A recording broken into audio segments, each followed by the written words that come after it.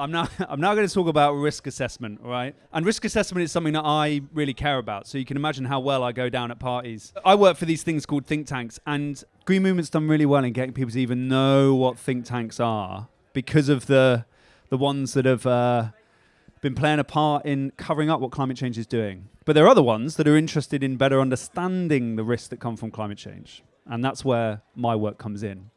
And I've got a few stories to tell you today, some characters to introduce you to. And I'm going to start off with a pensioner called Sue. I've never met Sue, but Sue lives in Derbyshire, and she's a part of something called DPAG. In fact, if Sue is here, if anyone from DPAG is here, then come and talk to me after, because I really want to talk to you guys.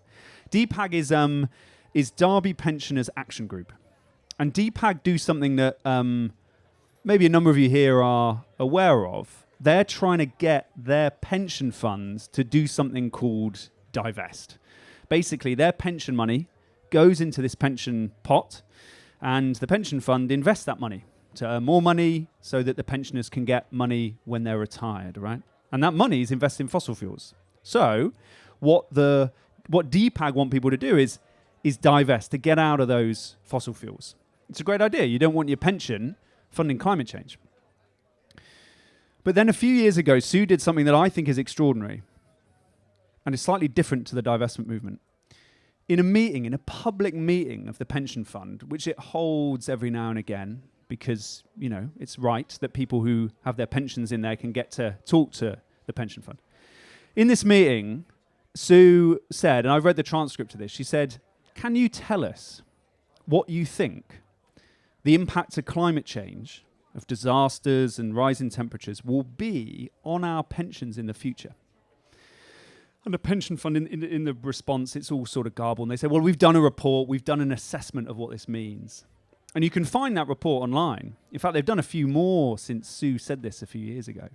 And that report basically says that the pension fund anticipates that in many decades' time, in a world that's heading towards 4 degrees of warming, so right now we're at about 1.2, 1.3 degrees of warming, and globally we've agreed that we shouldn't go over 1.5. So this is a nightmare future.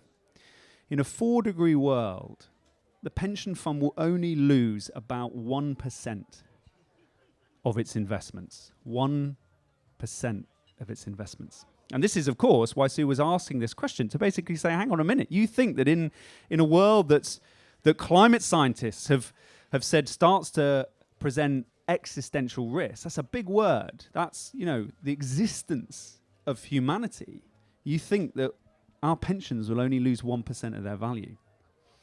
So this is a big moment, and other people have started to do this around the world. And now so that's Sue, that's the pensioner. I want to introduce you to another character, a guy called William Nordhaus. And William Nordhaus is an economist. He's been around for a long time. He recently got in the news because he won what the news often refers to, what the media often refers to as the Nobel Prize for Economics. Now, there is no Nobel Prize for Economics. Slight tangent here. There's a Nobel Memorial Prize for Economics that was set up in the 1960s, which gives awards to economists. And William Nordhaus was one of the people that won it a few years ago. And what Nordhaus has been doing for many years is trying to use economics to work out how bad climate change could be, how damaging it could be to our societies. And like any good economist, he has some models. These are computer representations of how the world works, of what will happen to society as climate change begins to bear down. And those economic models are the ones that are used by Sue's pension fund, but also by many other pension funds around the world. Maybe most pension funds. Many other financial institutions use them as well. And what those models basically say, well, is what Sue's pension fund was saying as well, which is that climate change that scientists consider as catastrophic, climate scientists don't use these words lightly, that climate change of that level isn't actually going to be that bad. It will be disruptive, severe, but manageable. And a few years ago, there was a big brouhaha because a guy who worked for a major bank was at a conference organised by the Financial Times. And in that conference, he said, look, we don't need to worry about climate risk. It's actually not that bad. Some of you may remember this. I'm not going to mention his name. He ended up having to leave his job. He left this major bank. It's a bank you all have heard of because of what he said. And there was a massive backlash at the time, and people said, this is outrageous. How could you possibly say that the risk of climate change is not that bad for pension funds, insurers, and banks? And what I didn't hear so much at the time was that if you look at what the economic models say, if you look at what the economic assessments say, then he was just repeating what they say, that it's not going to be that bad. And even the Intergovernmental Panel on Climate Change, the IPCC, the UN's climate science body, in reviewing, what it does is it's a body that reviews all of the analysis out there on the science, on the economics, and so on. And you can go into its latest report, and I think somewhere on page 2,300 and something, it has a graph in it which sums up the understanding in economics of what the economic impact of climate change will be into the future. This is not me having to go at the IPCC. All the IPCC is doing here is summarizing the state of the art of these economic assessments. And they basically say that if you look forward to the end of the century, to the year 2100, under a trajectory in which climate change reaches 4 degrees at that point, the impact on economies will be essentially to depress the amount of economic growth that's happening every year by a few points of a percent. Something around, let's say, 0.4, 0.5%. So let me translate that for you. They're anticipating that between now and the year 2100, every single year, the global economy, all the economies of the world put together, will continue to grow in the same way, largely, that they grew in previous decades, but just slightly less. A slight reduction. An impact that's disruptive, but manageable. So this is clearly insane. That just is completely contradictory with what the climate scientist is saying, and is in many ways completely outrageous. So I tried to think, well, hang on a minute. It sounds like there has been this massive, massive problem with how we are risk assessing the impacts of the climate crisis. Because this is very important. You may be sitting there and you say, well, I've read the climate science and I know, and these guys are obviously got it wrong. But you're not the risk assessor in a major bank, to be polite, with all respect. You're not the risk assessor that sits in a government. Where it matters most, there clearly isn't this understanding, as Sue learned with her pension fund. We also see the same in the context of government. The UK government does what it calls a climate change risk assessment every few years. And in 2022, it released the latest one. And the headline in the press release was that by the year 2045, under, I think, a trajectory of about 2 degrees of global warming by 2045, the impact on the UK will be to reduce GDP by about 1%. That's considerably cheaper than COVID. If you're an MP, a new MP that just got elected in the election, you go in and you say, well, hang on a minute, my constituents really care about climate change. What's the impact of this thing? And you went and looked at the press release from the government's climate change risk assessment. You look at that and you'd be like, wow, it's pretty bad, but it's considerably cheaper than COVID. It sounds like it's manageable. So there seems to be a really big problem with how we've risk assessed this thing in the places that really matter the most. And I was casting around for an example of where this might have happened in history before. And this is where I came across the story of another person. He's called James K. Jones. And I guess technically James is, or was, again, he's someone I've not met, a postman. He worked for the US Postal Service. Now, he had a much grander title. He was called, let me look, I've got it here. His title was General Manager of the US Postal Service's Prevention and Planning Division.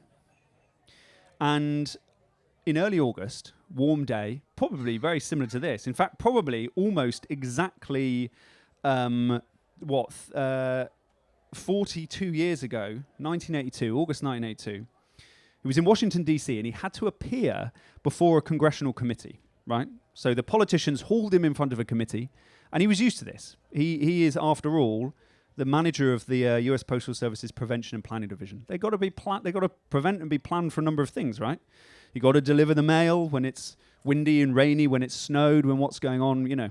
So it's right that he's pulled in front of the politicians to explain the Postal Service's plans for various situations.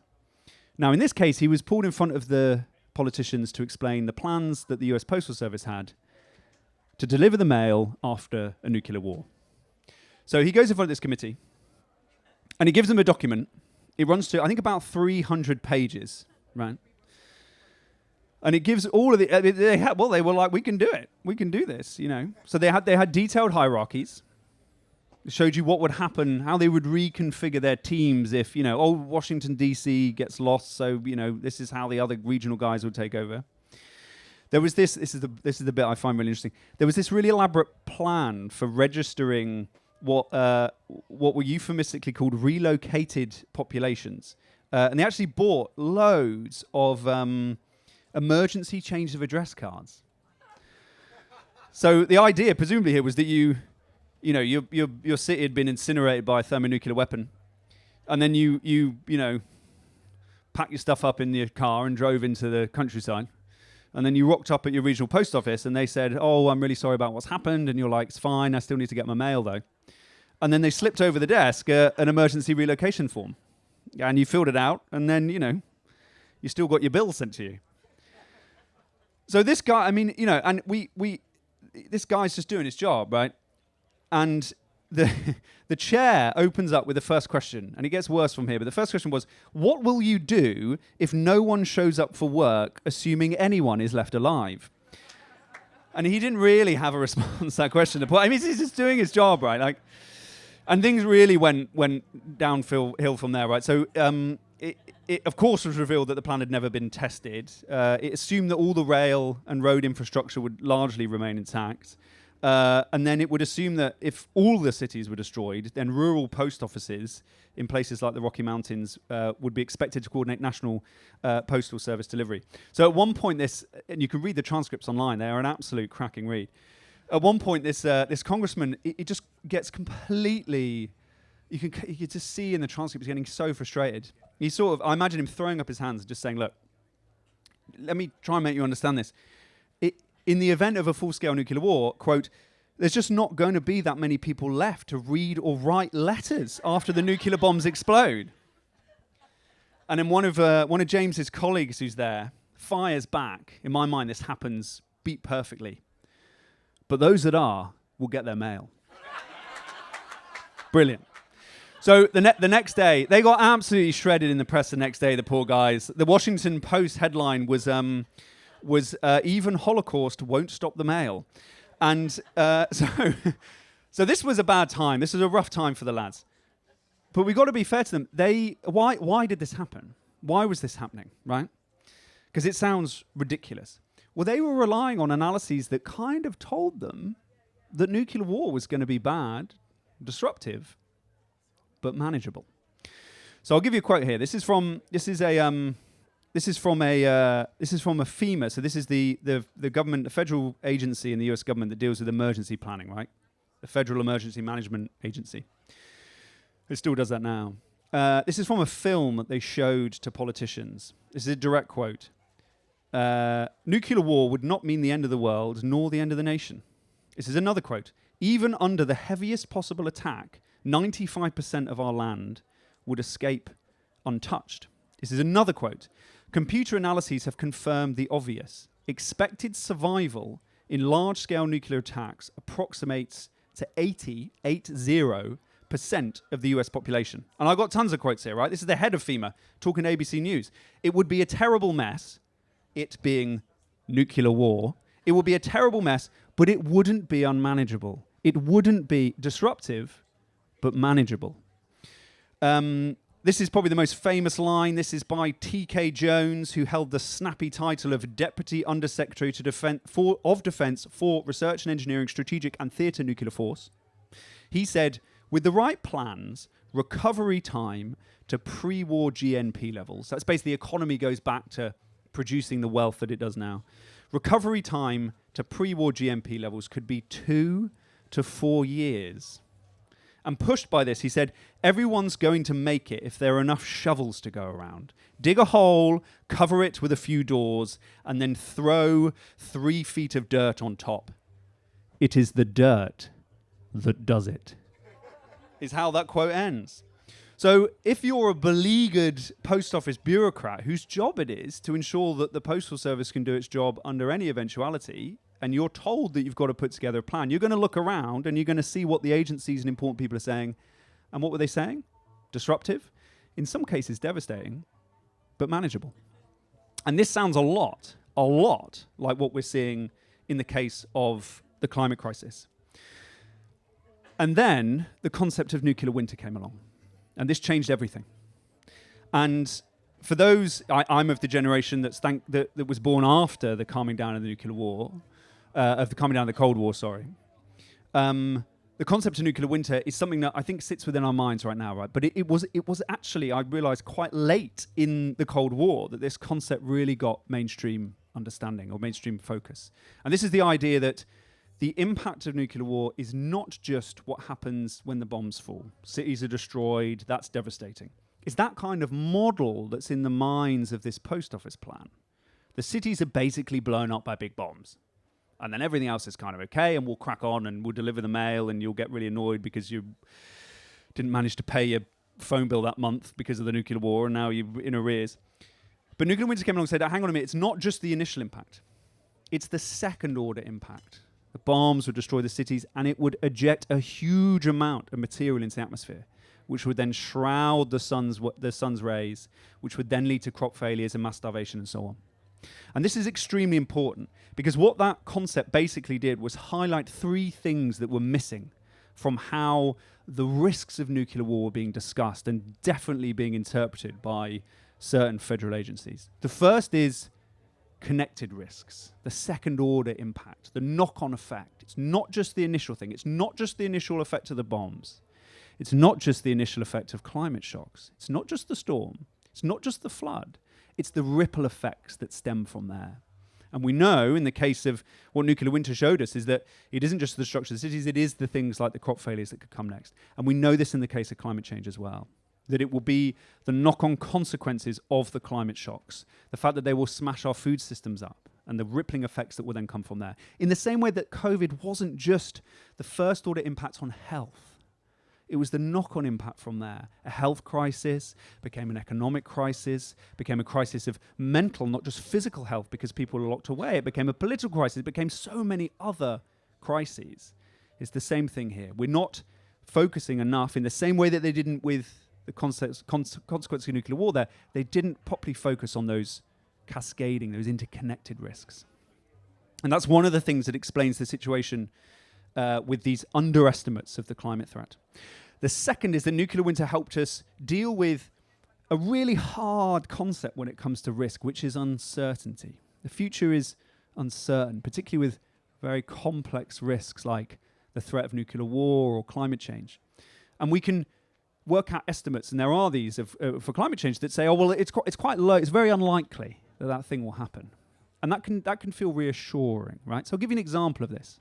We'll talk more about these things later, but there's something called the Atlantic Meridional Overturning Circulation. We'll come back to it. It's a big risk. And in the latest UN climate science report, it says that it is very unlikely that this thing, I'll talk more about it later, will happen, right? So it's very unlikely. And if you dig in, its definition of very unlikely is that the chance of it happening is 1 in 10, right? 1 in 10. Now, if you're a risk assessor, when you hear stats like that, you don't say, oh, well, it's only 1 in 10, that's reassuring. You say, hang on a minute, we can't rule it out. We can't rule that thing out. And that's the way to focus on uncertainty. It's why in any other area, you have very high thresholds for the chance of something happening. So I'll give you an example of this. Nuclear power plants, they live for decades, but they're built to withstand conditions that could occur once every 10,000 years. Another example is an airline pilot is trained. In fact, you have to pass. You need to be able to do this to pass your flying test that you have to do every now and again. You've got to be able to ensure that as the plane is just taking off, if both engines fail, you can still have some control over the plane. That is something that happens once every 100,000 flying hours.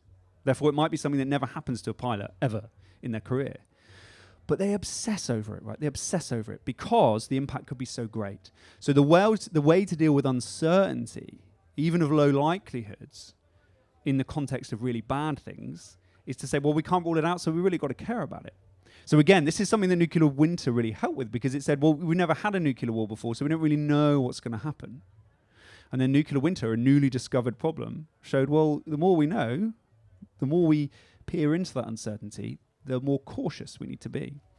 And then the third element that nuclear winter showed was that even under a small, limited exchange of nuclear weapons, there could still be these catastrophic outcomes. It showed that the extremes could happen even from smaller things. So the question is, and the nuclear winter thing was a sensation. It had a huge impact. And the question is, well, why on earth were government analyses not picking up this stuff before? Why were they not focused? Why were they saying these ridiculous things about how many people could survive? And the one side to that is that it's very difficult. It's extremely difficult to understand these complex risks. We cannot perfectly understand what a nuclear war could bring until it's happened. And that's why we need to avoid it. And we can't fully understand what can happen with climate change until we've gone through that process.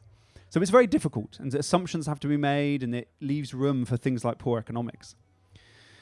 So to be fair, it's very hard. But there's another reason, and it's about power, and it's about control. If you are a government, and it is clear that there's a risk of something like nuclear war, it's incumbent upon you to have an idea of what the impacts could be. You've got to be seen to know what the threat is. And then, if you're the Postal Service, you've got to be seen to have plans for how you deliver the mail, even if that threat manifests. And we see a similar thing with the climate crisis, where governments have to have some kind of idea of what the impacts are going to be, because that's their job. And if they don't, they're going to be in this situation where it starts to delegitimize them. But it also, and this is an even more challenging thing to have in our minds, it also helps certain power holders if the impacts are not that bad. So if the impacts of nuclear war are not that bad, then nuclear weapon, you can be more aggressive with nuclear weapons. They become a legitimate factor in foreign policy. Because, hey, even if it happened, it's not going to be that bad. It's manageable. The nation would still survive. Same with climate change. If it's not that bad, we're only going to lose 1% of Sue's pension by the year 2100, then we don't need to change society. The big changes don't need to happen as a result of that. If it's not that bad, if it's manageable, it's survivable, then do we need to go through all the massive pain and lost money of changing our societies to get rid of fossil fuels? Now, with nuclear war, things did change. And I think one of the biggest things that happened is that the concept of nuclear winter basically meant that the wider, more mainstream conversation beyond activism started to be held under good risk assessment principles. And rule number one of risk assessment is you focus on the worst case, the thing that you want to avoid. And what the concept of nuclear winter did, it made it very clear what that worst case was, right? And that filtered through to the culture. And in America, the film The Day After, some of you may have seen this, it came out in the 1980s, the early 1980s, was an example of that. And then in Britain, the BBC, never wanting to get aped back then, created a film called Threads. And Threads is, some of you may have seen it, is the most devastating thing I've ever seen. I shit myself when I saw it, right? And maybe literally, maybe definitely figuratively. And it is one of the most severe, painful, it shows you what would happen. It says, there you go. Now you can see it. This is what would occur. And here's what nuclear winter looked like. And there is no saving anyone under this example. And this is critical because what it did is it meant that we focused on the worst case. It gave that reference point. And those films had a huge impact on the culture, and they did have a big impact politically, including on President Reagan and the US administration's policy on nuclear weapons. And within a few years, there were other factors as well, but within a few years of this, we ended up in a situation where the US government had gone from basically saying nuclear war was going to be okay to a situation where it signed a treaty with the Soviet Union saying a nuclear war can never be won and must never be fought. And we are in a situation with climate change. We haven't progressed that far with climate change. We're still in the mainstream understanding of it, in the risk assessment departments of pension funds, wider understanding of climate change, we are still in a situation before, in the previous case, before we had those totemic cultural impacts with nuclear war. We still do not have the absolute worst case in our minds. And I'll finish up here by giving an idea of what that worst case could be. Earlier I mentioned the Atlantic meridional overturning circulation. This is an example of an ocean current. Imagine stepping out into the sea and having your feet in the water, and you're quite far out and you can feel currents. I mean, some of you must have swum out quite far and you can feel currents maybe pulling you. Those currents exist on a global scale as well. And in the Atlantic, there is what is effectively a conveyor of water, of circulations. So imagine you're down on the equator, you're at the tropics, it's warm down there. And this conveyor belt sends on the surface of the ocean hot water north. And the heat is released around where the UK is, around the north of the Atlantic. And it's one of the reasons why it's a nice warm day here. And then once it's released the heat, it sinks, goes deep, and then it heads back down to the equator, where it then picks up it picks up the heat again, comes north, drops it up near us, and then comes down. The climate scientists will hate me. And if there are any climate scientists in the audience, forgive me for this description. Now, that circulation, critical to our climate here, and the global climate, is starting to weaken. And it's getting weakened, it's getting stressed by the consequences of climate change. The Arctic is melting more and more, we know this, and that's flushing colder, fresh water into the top part of this conveyor belt, which is it's weakening the way it goes up, sinks, releases heat, sinks, goes back down south, deep underwater, comes up again, gets heat and comes up. It's weakening that process. In fact, it's weakened it by about 15% since the 1950s or so on, right? It may be the weakest it's been in 1,000 years. And there is growing concern that it could, as it weakens and weakens and weakens, it could hit what's called a tipping point, where it could abruptly collapse. A tipping point, for those who have not come across it, is like this. If I'm pushing this chair more and more and more, and at some point it reaches a tipping point and I cannot save it and it falls back. And so the weakening process for this circulation, scientists call it AMOC for short, unironically, it's getting weaker and weaker and weaker and weaker and weaker, and then it gets to the point where we just can't save it and it will fall to the floor, right? Except without me saving it like I just did. The tipping, there you go. That would be very, very bad. That would be extremely bad. In fact, that's the game over. That is the thing that we should have in our minds. I think intuitively a lot of people have in their minds an idea that climate change is really, really bad. In the 80s and 70s and 60s and 50s, they had a bad idea. They had an intuitive idea that nuclear war would be bad. But if you push them, how bad? How bad? How bad could it be? How bad could it be? This is one example of how bad it could be. There's been scant work on how bad that could be. But one study done by colleagues of mine at the University of Exeter basically showed, and I appreciate these are heavy subjects, but if that occurred, it could, over time, it would take decades for this to play out. It could wipe out over half the area of the world that can grow wheat and maize, corn. So these are two crops that underpin the global food system. They're critical for the global food system. So this could be catastrophic. There's another study done at the University of Exeter which showed that it would basically eradicate crop growing in the British Isles. That gives you an example. So we are kind of in a pre-threads situation with climate change. Because this has got to be the thing, and this is not just the only one, there are a bunch of other these risks, including the potential for the main food-growing areas of the world to simultaneously experience an extreme weather event, like heat that reduces the crop and causes all sorts of chaos in the food system. These have got to be the forefront of our minds, in the same way that things like threads and other ideas of nuclear war that came after the concept of nuclear winter, they pushed into our minds this thing that we now have in our minds, right? I mean, I grew up with it. The idea of nuclear war was the game over, the worst thing that could happen. And this has got to be in our minds as well. But, and this is the last thing I'll leave you with, this is the chaser. We are now so deep into the climate crisis, unfortunately, I think an understanding of this, which is pointing to this poor chair, it's become AMOC now. Sorry, mate. But that will be useful because it shows us what is unmanageable but must be avoided, therefore, right? Unmanageable and must therefore be avoided. It's got to be the thing that is constantly on our minds, right? We have to avoid that. We have to avoid the global food system being smashed to pieces, okay? That's the thing we need to avoid. Abstract ideas of we've got to avoid 1.5 degree temperature rise or 2, they are useful, but only in as much they give us an idea of that.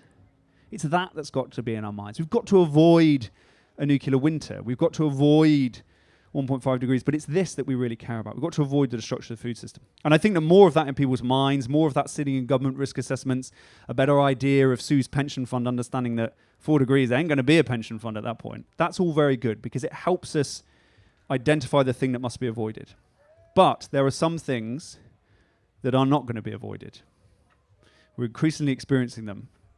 So there's the unmanageable that must be avoided, and there is the unavoidable that must be managed.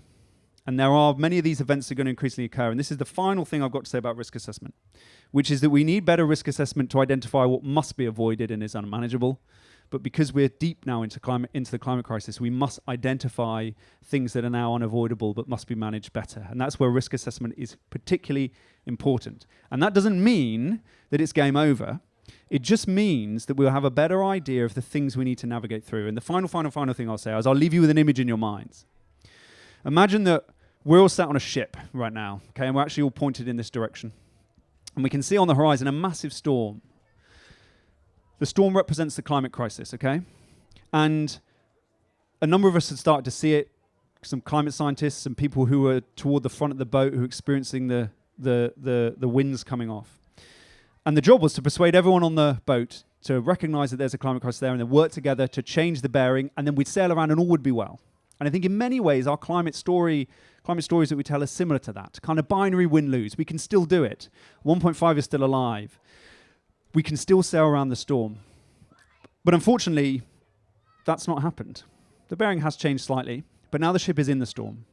And when you're in a storm, the first challenge remains. You've got to change the bearing. You've got to get away from the storm. But when you're in a storm, you're confronted with a second challenge, which is you've got to handle the impacts of the storm on the boat so that you can maintain focus on steering. There have got to be a lot of things that are going to distract us. You know, overtopping. There's a bunch of people who want to get the lifeboats and jump off. The ship is damaged and so on. But you've got to maintain focus on navigating so you can get out of the storm. A similar dynamic could increasingly occur as we head further into the climate crisis. And that is one of the greatest reasons why we need better risk assessment, is not just to identify the unmanageable things that must be avoided, but so we can better identify the unavoidable things that are going to have to be managed on what can still be a successful navigational journey to avoid the very worst case. So, thanks for listening. I hope you learned some stuff about risk assessment, and I hope that it didn't put all of you to sleep, because I appreciate it's a very dry topic, and I hope our characters help with that. So I'd love to get some questions and some conversation, and thank you very much for having me today and for listening. Thank you.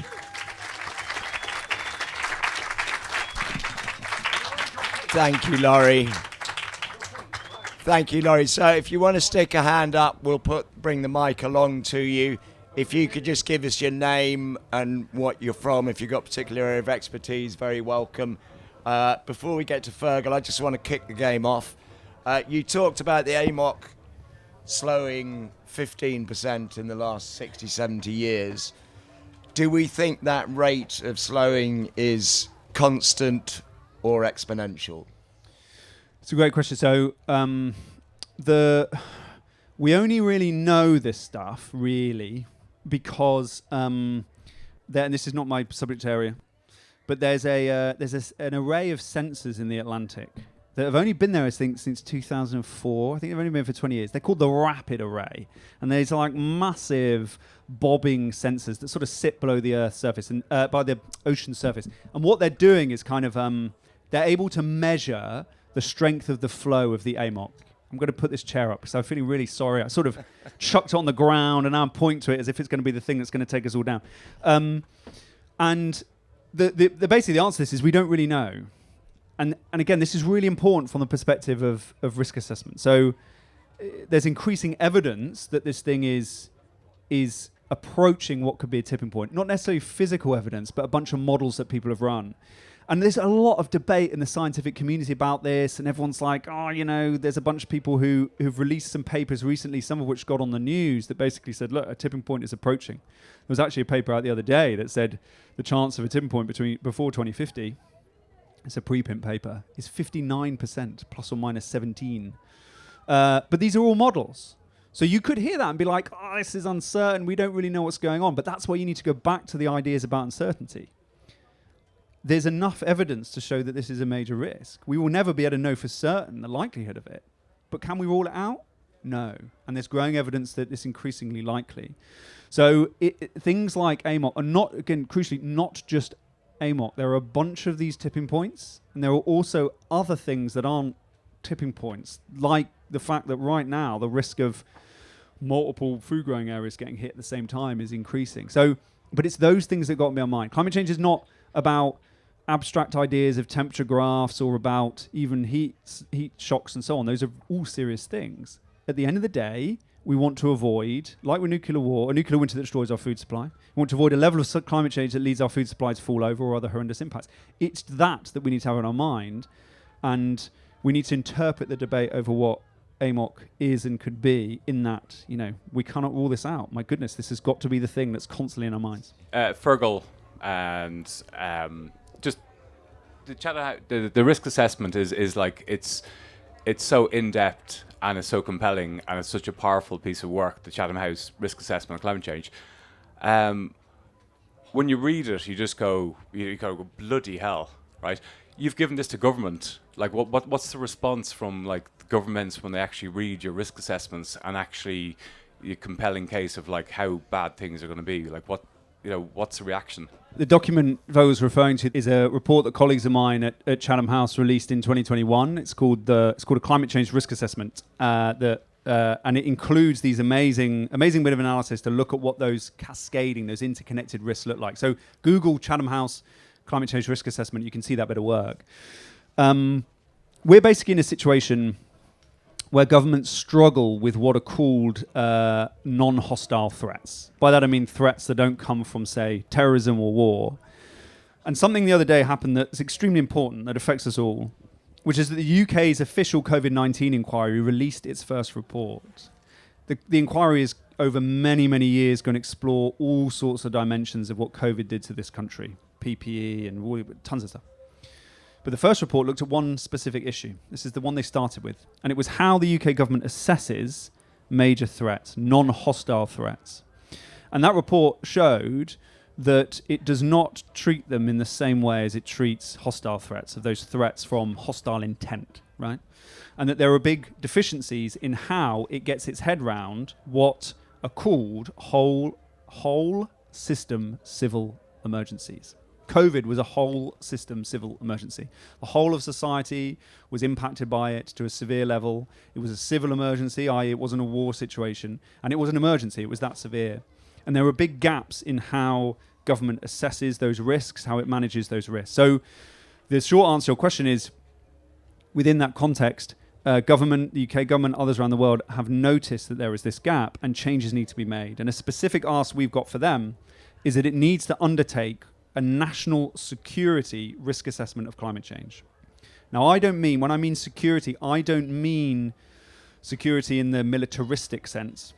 I mean the kind of security that we lost during COVID, okay? Security over our health, over our stability of our economy, over access to certain basic rights. And we have never had, in this and many other countries around the world, a national security risk assessment of climate change, because it is now that severe. It is now on par with the kind of threats that we now really understand around pandemics. And so the government does do what it calls a climate change risk assessment. I mentioned it earlier, but that's quite a technical exercise that informs its adaptation policy. That's the exercise that's done to inform how the NHS needs to start to warn people about extraordinary heat days, how infrastructure like flood barriers needs to be built to deal with long-term changes to flood levels. It is not the big picture. It doesn't, for example, the climate change risk assessment doesn't answer questions like, what's the worst that could happen to the UK's food supply? How could climate change fundamentally stress the UK's economic stability? Those questions need to be asked, and a national security risk assessment is what needs to be done to answer those questions. My name's Sarah Lunnan. I organise with Just Stop Oil. And actually, Fergal asked my question. So I've been sitting here thinking, what am I going to say now?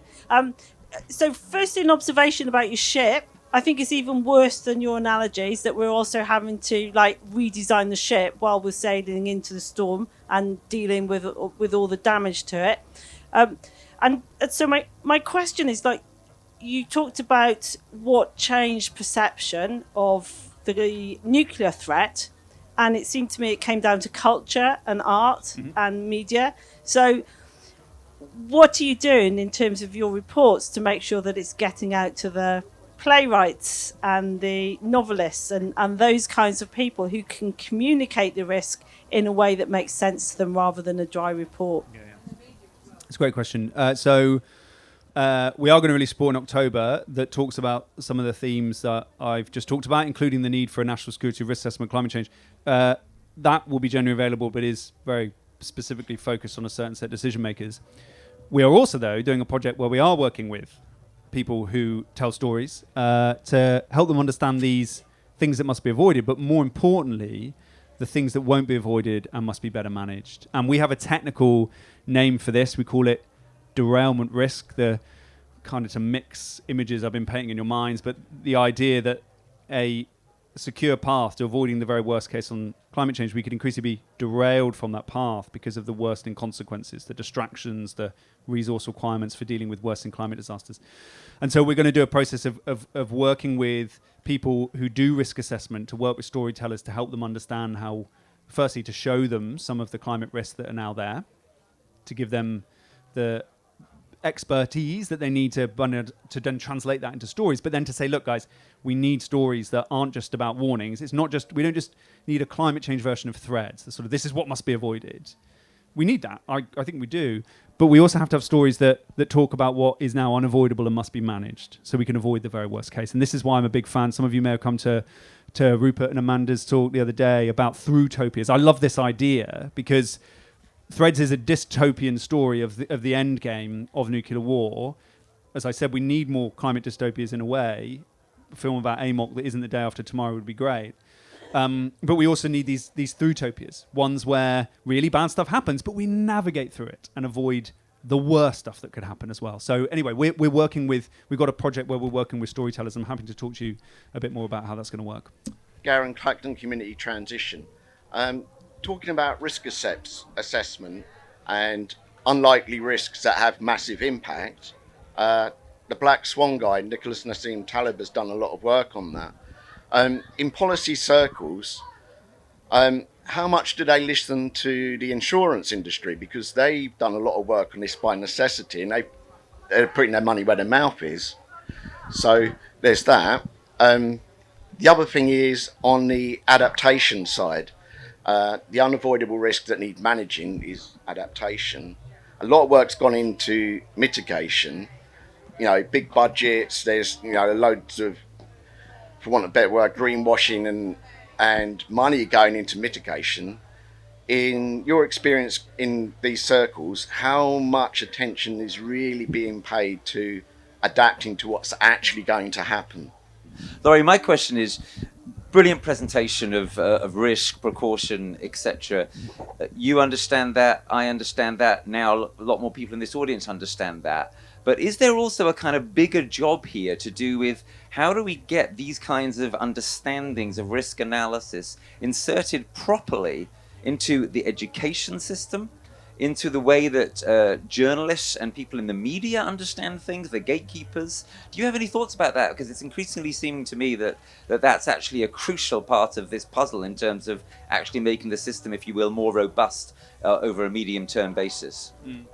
That's one of the most important questions that we got right now. I don't have any particularly smart answers off the top. I've got ideas of things that we can start to try, and I think helping the really impactful storytellers in society to better understand things like Throughtopia is an important part of that.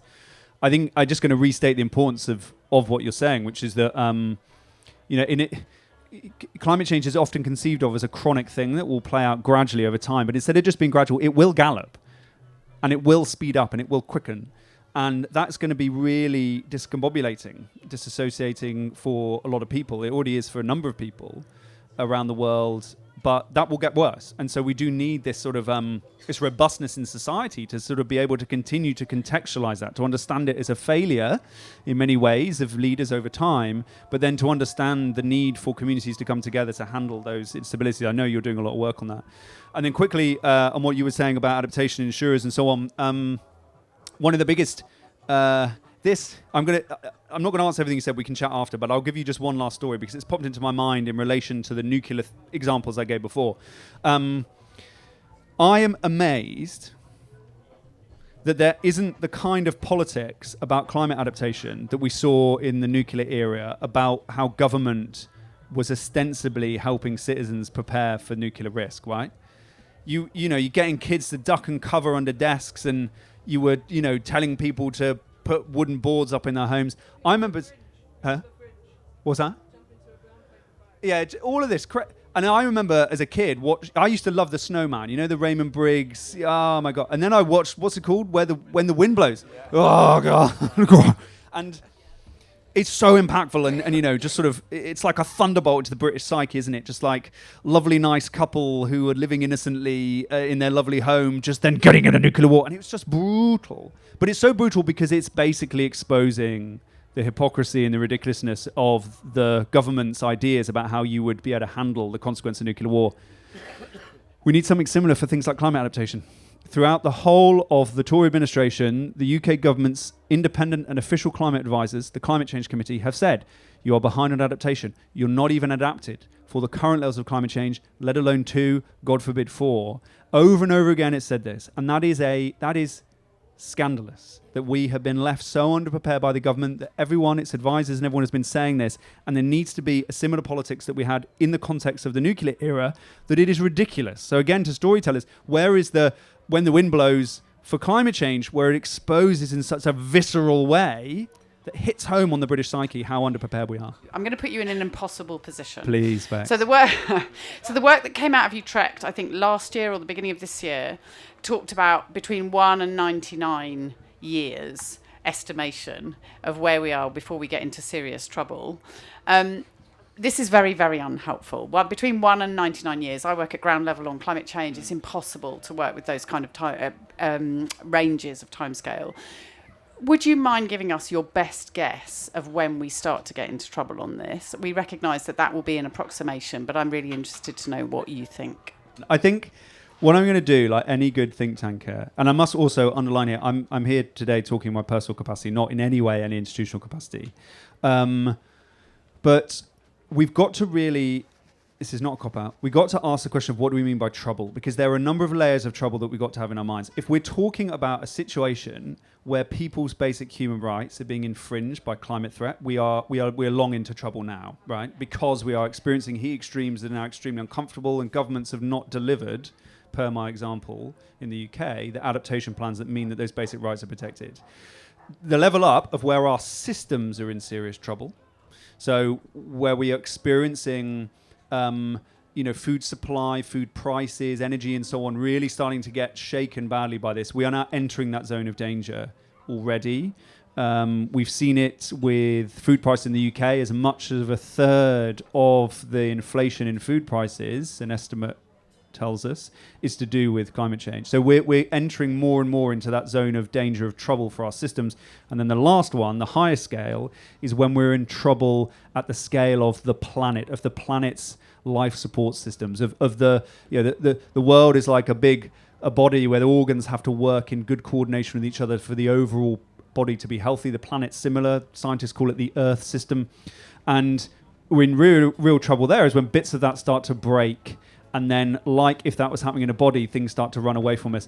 And again, what is one of the most consequential developments in climate science in recent years has been to revise down the level of climate change that we think pushes the Earth system into that kind of zone. And so we're increasingly entering that. So we can never predict exactly which year between 1 and 99. But what I can say is that we are now, I think, in a new chapter of the climate crisis. It is graduating from being something that is gradual and discrete, i.e. hitting in individual places around the world, into being something that is going to be non-gradual. It's going to be accelerating and is going to be hitting entire systems. And we're increasingly entering that zone of risk. And leaders and so on have got to better understand that through risk assessment, but also understand it because their citizens are not happy with it as well. So I hope that gives you some framework at least, not prediction of the year. Great, thank you. What a good Thank you, point everyone. to end on.